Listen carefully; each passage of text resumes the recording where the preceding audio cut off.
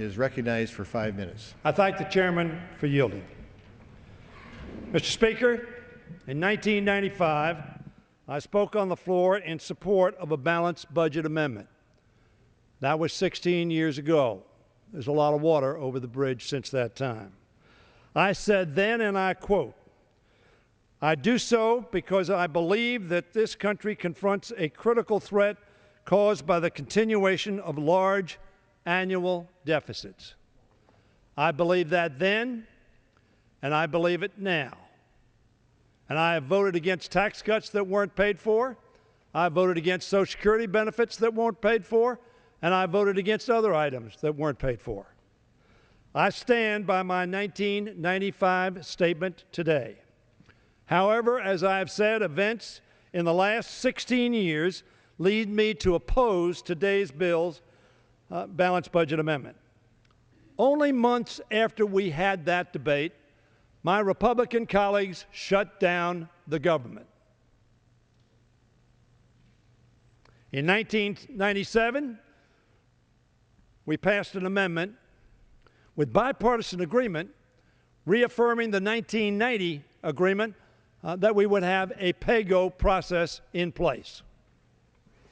And without having passed a balanced budget amendment, we did in fact balance the budget 4 years in a row. Why? Because we paid for what we bought.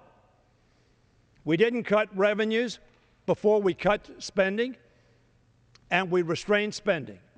4 years in a row. I tell my Republican friends, none of you in your lifetime has lived during the course of a president who had 4 balanced budgets. Were you partially responsible? Absolutely. Were we partially responsible? Absolutely. But what was the lesson? That we didn't need an amendment, we needed the will and the courage. Without having passed that balanced budget amendment under President Clinton, not only were we able to balance the budget, but we also achieved the only president term in the lifetime of anybody in this chamber or listening to me that had 4 years of balance and a net surplus. Hear me. A net surplus at the end of 96 months as President of the United States. We made it happen not with a balanced budget amendment, but because we had the will to do so and by following pay-go rules. Sadly, I tell my colleagues and the American people, Mr. Speaker, under President Bush, Republicans exploded the deficit and abandoned pay-go,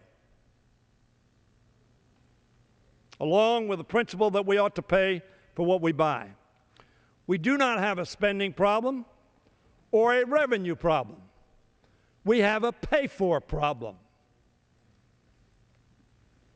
The Republican Congress spent enormous sums on 2 wars, a prescription drug program, and tax cuts without paying for them. If you have the courage of your convictions, you pay for things. Spending rose at a level nearly twice the inflation rate that Bill Clinton's rose in spending during the 8 years of the Bush administration, when Republicans were in charge of everything for 6 years and had a president who could veto anything that we did for 2.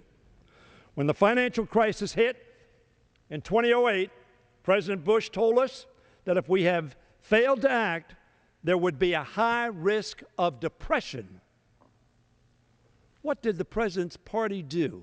You say you have a 3/5 vote if there's an emergency. President Bush told us that if we did not act, there would be a depression. And in fact, we had a vote. And that vote was 205 to 228, with 2/3 of the president's party voting against the president in what he called a crisis. That gives me, I tell my friends on the Republican side, no confidence that in time of danger and crisis that we could summons 3/5 vote. I believed in 1995 we could summons those votes because, frankly, we were a much more bipartisan and, in my opinion, responsible body. But I do not have that confidence today, and I am not prepared to take that risk. My party, of course, voted with President Bush because we thought there was a crisis. Now, a few days after that, we came back to vote, and we did pass it. But I tell my friend, may I have an additional minute? Apparently we're running out of time. I grant 1 additional minute. Gentleman from Maryland is recognized for 1 additional minute. I tell my friends that even on the second vote, when we did in fact pass that bill that President Bush asked us to pass because there was a crisis, he could not summon the majority of your party to support him. Barely 3/5, notwithstanding the president's assertion of crisis, voted to meet that crisis, with 172 Democrats voting with President Bush in a bipartisan response to crisis. Earlier this year, again in control of the House, Republicans brought the government to the brink of shutdown. Over the summer, we saw them hold the country hostage by pushing us to the brink of default. In the first time in my memory, the United States of America to the brink of default.